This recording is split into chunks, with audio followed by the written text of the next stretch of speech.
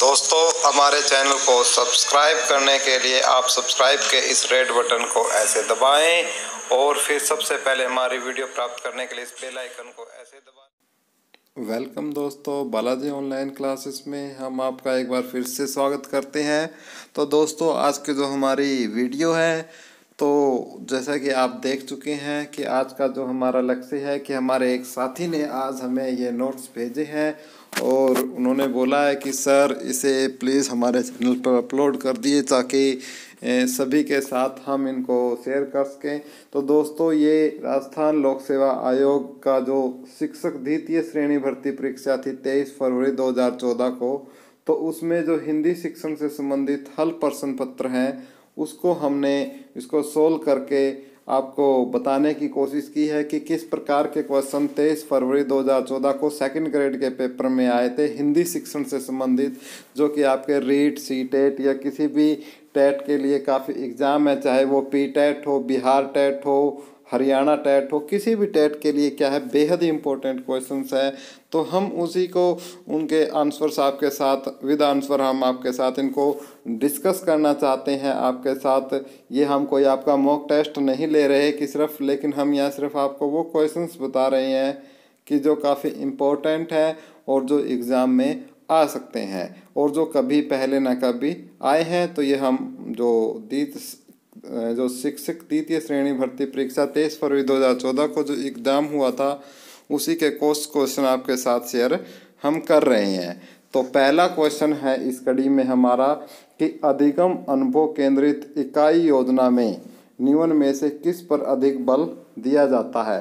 पहला ऑप्शन है पाठ्यक्रम पर, दूसरा है छात्र अनुक्रिया पर, तीसरा है शिक्षक अनुक्रिया पर, चौथा है पाठ्यक्रम व शिक्षक अनुक्रिया दोनों पर। तो इसका आंसर होगा हमारा डी कि अधिगम अनुभव केंद्रित इकाई योजना में पाठ्यक्रम और शिक्षक अनुक्रिया दोनों पर ही अधिक बल दिया जाता है। पाठ्यक्रम पर भी और शिक्षक अधिगम अनुक्रिया के ऊपर भी, दोनों पर ही दिया जाता है। नेक्स्ट क्वेश्चन है हमारा क्वेश्चन नंबर 2। दूसरे क्वेश्चन में क्या है पूछा गया है, देखते हैं कि पर्यवेक्षित अध्ययन विधि का विकास किस स्तर के शिक्षण को ध्यान में रखकर किया जाता है। चिंतन स्तर, स्मृति स्तर, बोध स्तर और ए और बी दोनों। तो जो पर्यवेक्षित अध्ययन विधि है तो उसका बोध स्तर, जो पर्यवेक्षित अध्ययन विधि का जो विकास है उसका जो स्तर है उसके शिक्षण को ध्यान में रखकर किया जाता है बोध स्तर। कि क्या बोध स्तर है उसको ध्यान में रखकर तैयार किया जाता है। नेक्स्ट क्वेश्चन है हमारा तीसरा क्वेश्चन। तीसरे क्वेश्चन में पूछा गया है कि गद्य शिक्षण के द्रुत पाठ में अधिक ध्यान दिया जाता है। गद्य शिक्षण के द्रुत पाठ में अधिक ध्यान दिया जाता है अर्थबोध पर, सहस्वर पाठ पर, मौन पाठ पर, शब्दार्थ पर। तो किस पर दिया जाता है, इसका ऑप्शन होगा हमारा ऑप्शन नंबर 1 अर्थबोध पर गद्य शिक्षण के द्रुत पाठ में अधिक बल दिया जाता है। किस पर दिया जाता है, अर्थबोध पर दिया जाता है। नेक्स्ट क्वेश्चन है हमारा चौथा क्वेश्चन, एक समान उच्चारित होने वाले शब्द निम्नलिखित में से किस विधि में एक साथ सिखाए जाते हैं। कहता है दोबारा कि जो एक समान जो उच्चारित होने वाले शब्द है वो किस विधि में एक साथ सिखाए जाते हैं। अनुध्वनि विधि, अक्षरबोध विधि, संगत विधि, ध्वनि साम्य विधि। तो इसका आंसर होगा डी ध्वनि साम्य विधि। तो दो ध्वनि साम्य विधि है उसमें एक समान जो उच्चारित होने वाले शब्द हैं उनको एक साथ सिखाया जाता है, तो उस विधि का नाम है ध्वनि साम्य विधि। नेक्स्ट क्वेश्चन है हमारा पांचवा क्वेश्चन कि अधिगम के स्थानांतरण में खोजपूर्ण कौशल के किस घटक का प्रयोग उपयोगी है। पहला विस्तृत सूचना प्राप्ति, पुनः केंद्रीयकरण तकनीक, तीसरा पुनः प्रक्षेपण तकनीक और चौथा आलोचनात्मक सजगता तकनीक। तो अधिगम के स्थानांतरण में खोजपूर्ण कौशल में पुनः केंद्रीकरण तकनीक घटक का बहुत ही उपयोगी है। किस घटक का प्रयोग उपयोगी है, पुनः केंद्रीयकरण तकनीक का। तो अधिगम के स्थानांतरण में खोजपूर्ण कौशल के किस घटक का प्रयोग उपयोगी है, वह है पुनः केंद्रीयकरण तकनीक का। क्लियर है। नेक्स्ट क्वेश्चन है छठा क्वेश्चन जो हम आपके साथ डिस्कस करना चाहते हैं। तो छठा क्वेश्चन हमारा है कि प्रत्यक्ष विधि में जिन आधारभूत कौशलों को सिखाने का पर्याप्त अवसर मिलता है वे है सुनना और बोलना, सुनना और लिखना, पढ़ना और लिखना, बोलना और लिखना। तो प्रत्यक्ष विधि में सुनना और बोलना, तो आप ध्यान रखोगे सुनना और बोलना प्रत्यक्ष विधि में जो हमारे आधारभूत कौशल है वो कौन से बिल्कुल अच्छी तरीके से पर्याप्त अवसर मिलते हैं सिखाने के, सुनना और बोलना। सातवां क्वेश्चन है कि मातृभाषा और सीखी जाने वाली द्वितीय भाषा दोनों का भाषा वैज्ञानिक विश्लेषण प्रस्तुत करने हेतु प्रभावी विधि कौन सी है? व्यक्तिरेख विधि, समवाय विधि, व्याख्यान विधि और सूत्र विधि। तो मातृभाषा और सीखी जाने वाली द्वितीय भाषा दोनों का भाषा वैज्ञानिक विश्लेषण प्रस्तुत करने हेतु प्रभावी विधि कौन सी हमारी? व्यक्तिरेख जो विधि है वो है। क्लियर है। नेक्स्ट आठवां क्वेश्चन है, इसको देखो कि हर्बर्टीय विधि में 5 पदों द्वारा शिक्षण का उपयुक्त क्रम है। जो हर्बर्ट के चरण है उसमें कितने पद हैं? 5 चरण है। तो उनका उपयुक्त क्रम कौन सा है? तो हमें पहला ऑप्शन दिया है प्रस्तुतिकरण, प्रस्तावना, तुलना, प्रयोग, नियमीकरण। दूसरे में दिया है नियमीकरण, प्रस्तावना, तुलना, प्रस्तुतिकरण, प्रयोग।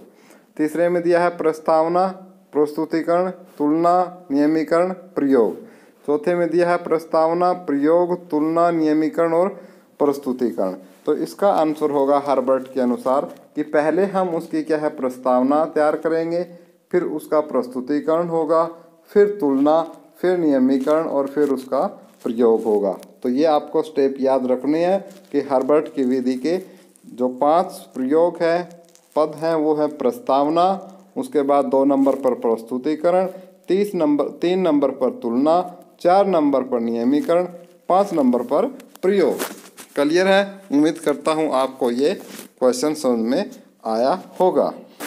नेक्स्ट क्वेश्चन है 9th, अध्यापक शिक्षण संस्थाओं में शिक्षण के पूर्व प्रदर्शन पाठ के समय छात्र अध्यापक अनुकरण विधि का प्रयोग करते समय किस भूमिका का निर्वाह नहीं करता है? तो पहला शिक्षक, छात्र, पर्यवेक्षक और प्रधानाचार्य।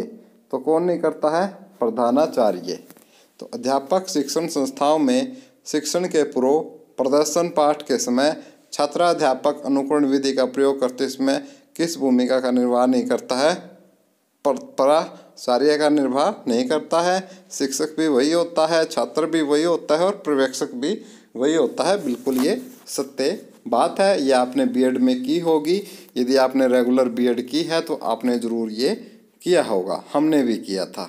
क्वेश्चन नंबर 10 है कि अनुवाद विधि अधिगम का पालन करती है। अनुवाद विधि अधिगम का पालन करती है ज्ञात से अज्ञात की ओर, विश्लेषण से सामान्य की ओर, स्थूल से सूक्ष्म की ओर, विश्लेषण से संश्लेषण की ओर। तो जो अनुवाद विधि है वो करती है ज्ञात से अज्ञात की ओर। अनुवाद विधि सिद्धांत का पालन करती है ज्ञात से अज्ञात की ओर। नेक्स्ट क्वेश्चन हमारा 11वां कि भाषा संसर्ग विधि के संदर्भ में कौन सा कथन असत्य है? पहला, व्याकरण का व्यवहारिक उपयोग सीखना चाहिए। ये भाषा संसर्ग विधि के अनुसार सही है कि व्याकरण का व्यवहारिक उपयोग सीखना चाहिए, बिल्कुल सही बात है। व्याकरण को एक विषय के रूप में अलग से शिक्षण करवाना चाहिए, ये इस पे गलत है, ये ऐसा नहीं है। तुम्हारा ऑप्शन यही होगा आंसर। लेकिन हम देख लेते हैं कि जो सहस्त्रक विधि है कौन कौन से कथन है, वो क्या क्या कहती है। उसके अनुसार पहला कथन था कि व्याकरण का व्यवहारिक उपयोग सीखना चाहिए, बिल्कुल सही बात है। और क्या कहती है भाषा सहस्त्रक विधि की व्याकरण शिक्षण के समय तार्किक क्रम के स्थान पर परिस्थिति का महत्व अधिक होता है, क्योंकि व्याकरण में क्या है इतना ज़्यादा हम नहीं सीखते, तार्किक क्रम का कोई ज़्यादा महत्व नहीं होता। नेक्स्ट है औपचारिक व्याकरण शिक्षण में आगमन विधि को प्राथमिकता देनी चाहिए, तो ये भी बात सही है। तो जो औपचारिक व्याकरण है के शिक्षण में आगमन विधि को प्राथमिकता देनी चाहिए, ये भी बात बिल्कुल सत्य है। तो ये बात है 3 कि व्याकरण का व्यवहारिक उपयोग सीखना चाहिए। व्याकरण शिक्षण के इसमें तार्किक क्रम के स्थान पर परिस्थिति का महत्व अधिक होता है और औपचारिक व्याकरण शिक्षण में आगमन विधि को प्राथमिकता देनी चाहिए। नेक्स्ट क्वेश्चन है हमारा 12वां क्वेश्चन है कि कौन सी विधि उदाहरण द्वारा प्रारंभिक व्यवहार का आधार और शिक्षण की प्राकृतिक विधि मानी जाती है। क्वेश्चन हमारा कि कौन सी विधि उदाहरण द्वारा प्रारंभिक व्यवहार का आधार और शिक्षण की प्राकृतिक विधि मानी जाती है। तो प्रत्यक्ष विधि, दूसरा ऑप्शन आपको दिया है साचार्य विधि, समवाय विधि और प्रदर्शन विधि। तो इसका आंसर है डी, प्रदर्शन विधि। प्रदर्शन विधि उदाहरण द्वारा प्रारंभिक व्यवहार का आधार और शिक्षण की प्राकृतिक विधि मानी जाती है। जो हमारी प्रदर्शन जो विधि होती है मित्रों, उसको हम क्या मानते हैं कि उदाहरण द्वारा प्रारंभिक व्यवहार का आधार और शिक्षण की प्राकृतिक विधि इसको माना गया है। उसके बाद है क्वेश्चन नंबर 13, विद्यार्थियों की अधिगम योग्यता, ग्रहणशीलता व प्रस्तुत विषय वस्तु संबंधी कठिनाइयों को समझने के लिए शिक्षक को क्या करना चाहिए। विद्यार्थियों की अधिगम योग्यता, ग्रहणशीलता व प्रस्तुत विषय वस्तु संबंधी कठिनाई को समझने के लिए शिक्षक को क्या करना चाहिए। प्रस्तावना प्रश्न, प्रश्न सजगता कौशल, मूल्यांकन प्रश्न, बोध प्रश्न। तो इसका आंसर होगा डी, बोध प्रश्न। तो विद्यार्थियों की अधिगम योग्यता क्या है? अधिगम योग्यता से मीनिंग क्या है कि वो कितना सीख सकते हैं, कितना नहीं सीख सकते। ग्रहणशीलता कि वो कितना ग्रहण कर सकते हैं। व प्रस्तुत विषय वस्तु संबंधी कठिनाई को समझने के लिए शिक्षक को किस प्रकार करना चाहिए, उनसे बोध प्रश्न करने चाहिए बच्चों से। नेक्स्ट है 14वां क्वेश्चन है हमारा कि मनोवैज्ञानिक दृष्टिकोण से सूक्ष्म शिक्षण किस मनोवैज्ञानिक के अधिगम सिद्धांत पर आधारित है। तो इसका आंसर बताना है। पहला ऑप्शन है Ivan P Pavlov, Tolman, B.F. Skinner, Robert M Gagne. तो B.F. स्किनर। मनोवैज्ञानिक दृष्टिकोण से जो माइक्रो टीचिंग है वो B.F. स्किनर के सिद्धांत पर आधारित है। नेक्स्ट क्वेश्चन है हमारा 15वां, निम्नलिखित में से कौन सा कथन प्रबलन कौशल का घटक नहीं है। कि निम्नलिखित में से कौन सा कथन प्रबलन कौशल का घटक नहीं है। प्रबलन कौशल का घटक नहीं है। अंतःक्रिया वाणी में विविधता, विद्यार्थी उत्तरों का प्रयोग, समीपता एवं स्पर्श, मौखिक स्वीकृति। क्वेश्चन पूछा गया हमसे कि निम्नलिखित में से कौन सा कथन प्रबलन कौशल का घटक नहीं है। प्रबलन कौशल का घटक नहीं है। प्रबलन विद्यार्थी उत्तरों का प्रयोग, मौखिक स्वीकृति, समीपता व स्पर्श।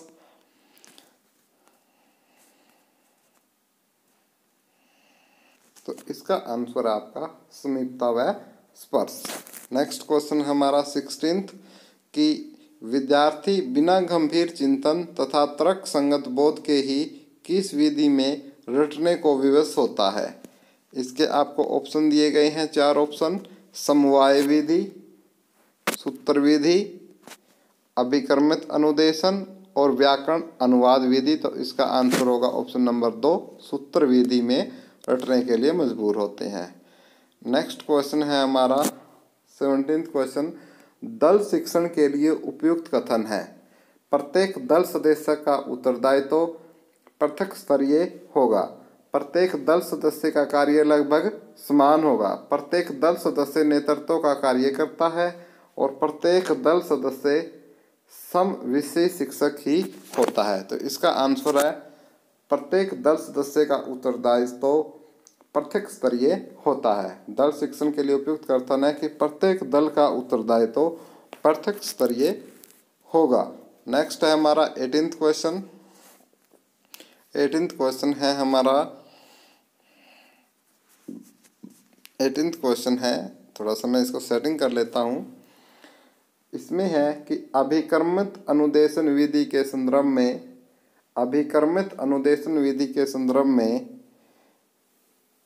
स्तंभ सुमेलित कीजिए। ये स्तंभ 1 है और ये स्तंभ 2 है। आपको बताना कि किसका आंसर किसके हिसाब से सही है। तो उसके हिसाब से हम इसको देख लेते हैं थोड़ा। यह है कि अधिगम के विज्ञान व शिक्षण की कला। अधिगम के विज्ञान व शिक्षण की कला, तो इसमें से किसने इसको बताया है? दूसरा है सांख्यिकीय प्रोग्रामिंग। सांख्यिकीय प्रोग्रामिंग को किसने बताया है? अनुकूलीय प्रोग्रामिंग। और चौथी है मैट्रिक्स प्रोग्रामिंग। तो हम देखते हैं पहले अधिगम। तो जो अधिगम के विज्ञान के शिक्षण की कला है, इसको बताया था हमारे स्किनर महोदय ने। जो सांख्यिकीय प्रोग्रामिंग थी, इसको बताया गया था क्राउडर के द्वारा। जो सांख्यिकीय प्रोग्रामिंग थी, किसको बताया था? क्राउडर ने।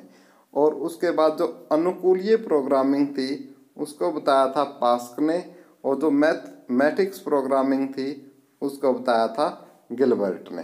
क्लियर है?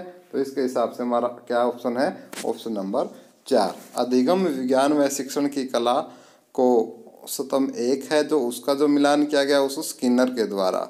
सांख्यिकीय प्रोग्रामिंग क्राउडर के द्वारा। अनुकूलीय प्रोग्रामिंग आपकी थी जो कि पास्क के द्वारा। और जो मैथमेटिक्स प्रोग्रामिंग थी वो गिलबर्ट के द्वारा दी गई थी। क्लियर है? इसके साथ हमारा क्वेश्चन नंबर 9 है। क्वेश्चन 9 में बताएगा कि किस विधि के भाषा व्यवहार पुष्ट के लिए पखवाड़े तक कार्य गोष्ठी की जा सकती है? पखवाड़े तक कि किस विधि के भाषा व्यवहार पुष्टि के लिए पखवाड़े तक कार्य गोष्ठी की जा सकती है? तो उसका आंसर है दूरस्थ शिक्षण विधि। किस जो दूरस्थ शिक्षण विधि है, काफ़ी पखवाड़ा काफ़ी लंबा हो जाता, तो इससे आप भी अंदाज़ा लगा सकते हैं क्या इसका नाम क्या होगा? दूरस्थ शिक्षण विधि होगा। नेक्स्ट क्वेश्चन है हमारा 20वां क्वेश्चन है कि रसानुभूति पाठ का संबंध किससे होता है? भावनात्मकता से, विचारात्मकता से, क्रियात्मकता से? तो जो रसानुभूति पाठ है उसका होता है भावनाओं से। ठीक है ना? भावनाओं से होता है उनका, तो इसका आंसर होगा भावात्मकता से। रसानुभूति पाठ का संबंध भावात्मकता से होता है। ओके दोस्तों, ये आप जो वीडियो है आप बोला जी ऑनलाइन क्लासेस के सौजन्य से देख रहे हो। तो हमने ये जो कुछ क्वेश्चन थे जो कि 2000 ये कह सकते हो कि 2014 के जो सेकंड ग्रेड का जो एग्ज़ाम था राजस्थान का, उसमें ये 20 क्वेश्चंस पूछे गए थे। और दोस्तों आपको ये कैसे लगे? और यदि आपको अच्छे लगे तो हम जो बाकी के क्वेश्चंस हैं, यदि आप बोलोगे जैसे ये क्वेश्चन काफ़ी सारे हैं, मैं आपको दिखा देता हूँ, तो ये सभी भी मैं आपको करवा दूँगा। और यदि आपका पॉजिटिव रिस्पॉन्स आता है तो मैं आपको ये क्वेश्चन भी सब करवा दूँगा, यदि आप को अच्छा लगेगा तो। ओके दोस्तों, यदि फिर भी हमसे कुछ गलती हुई है तो हम आपसे क्षमा चाहते हैं। और आप प्लीज़ हमारा सपोर्ट कीजिए, क्योंकि आप हमारे रियल हीरो हैं और हमारे रियल एम्बेसडर हैं। और प्लीज़ आप वीडियो को लाइक ज़रूर करें, वीडियो को सब्सक्राइब, जो चैनल है उसको सब्सक्राइब करें, जो पहली बार सब्सक्राइबर जो व्यूअर आए हैं। और दोस्तों वीडियो को फेसबुक और ट्विटर या यूट्यूब व्हाट्सएप पर शेयर ज़रूर करें। ओके दोस्तों, धन्यवाद। Have a nice day.